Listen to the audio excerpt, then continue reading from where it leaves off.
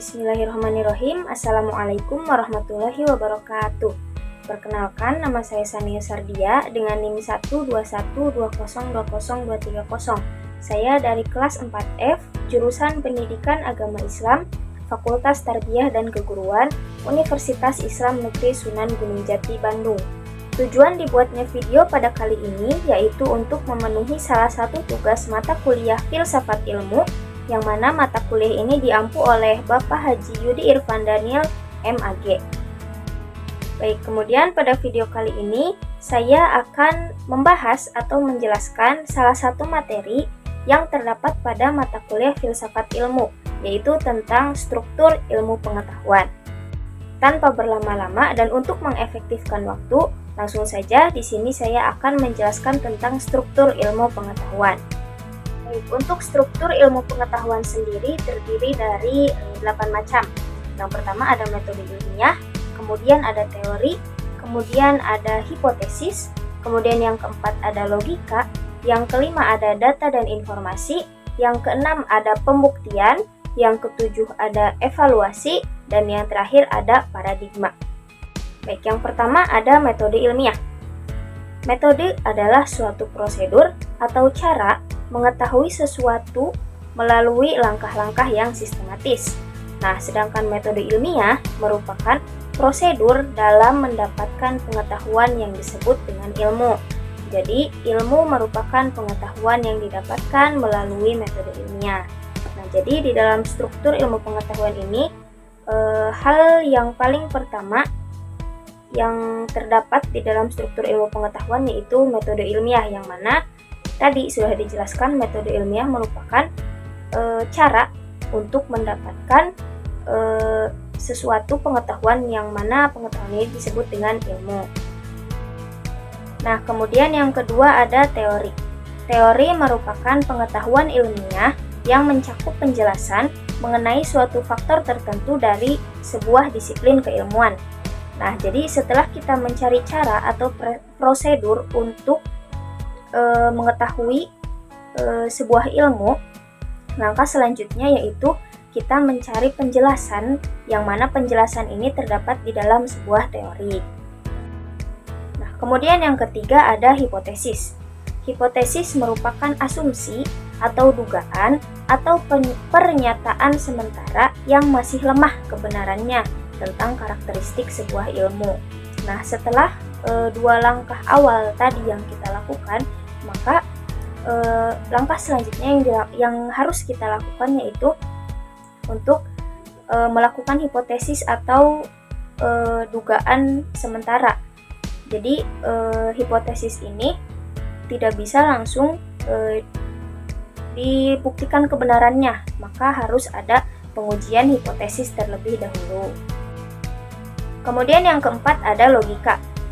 Perumusan kerangka berpikir dalam pengajuan hipotesis yang merupakan argumentasi yang menjelaskan hubungan yang mungkin terdapat antara berbagai faktor yang saling mengait dan membentuk konstelasi permasalahan. Jadi logika ini merupakan suatu pemikiran yang logik gitu, yang masuk akal, yang mana dalam mencari suatu kebenaran ilmu diperlukan pula pemikiran yang masuk akal gitu, yang logik, yang sesuai fakta seperti itu. Kemudian yang selanjutnya ada data dan informasi. Tahapan ini merupakan suatu yang dominan dalam metode keilmuan. Mengapa tahapan ini disebut sebagai tahapan yang dominan dalam metode keilmuan? Karena disebabkan oleh banyaknya kegiatan keilmuan yang diarahkan kepada pengumpulan data, maka banyak orang yang menyamakan keilmuan dengan pengumpulan fakta.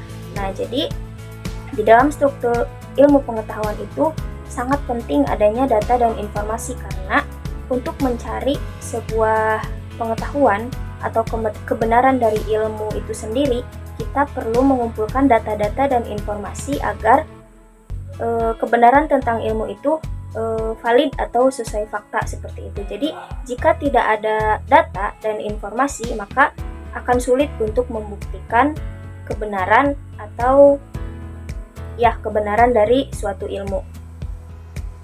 Kemudian yang selanjutnya ada pembuktian.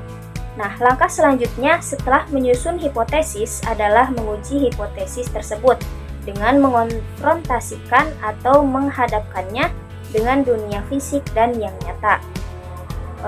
Jadi pembuktian ini itu seperti yang tadi sudah saya jelaskan, yang mana hipotesis itu hanya dugaan sementara. Nah, maka dari itu kita perlu melakukan pengujian apakah dugaan sementara ini benar atau tidak gitu. Maka diadakannya pengujian atau pembuktian tersebut.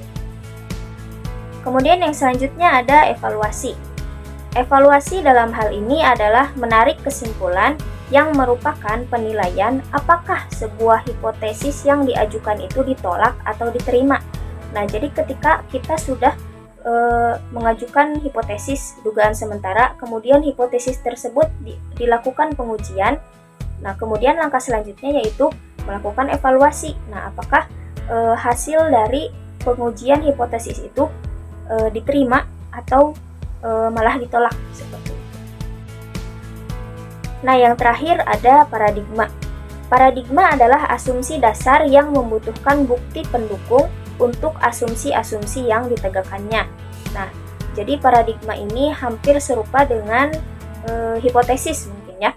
Karena hipotesis juga tadi yaitu merupakan asumsi atau dugaan sementara. Nah, sedangkan paradigma ini asumsi dasar yang membutuhkan bukti-bukti yang lain atau bukti-bukti pendukung untuk menunjukkan kebenaran sebuah ilmu pengetahuan seperti itu. Mungkin cukup sekian penjelasan serta pemaparan materi dari saya. Kurang lebihnya mohon dimaafkan dan mohon maaf apabila terdapat banyak kesalahan dalam berucap, karena sesungguhnya kesalahan datang dari diri saya sendiri dan kebenaran datang dari Allah Subhanahu wa taala. Wabillahi taufiq wal hidayah. Akhirul kalam wal akhir. Wassalamualaikum warahmatullahi wabarakatuh.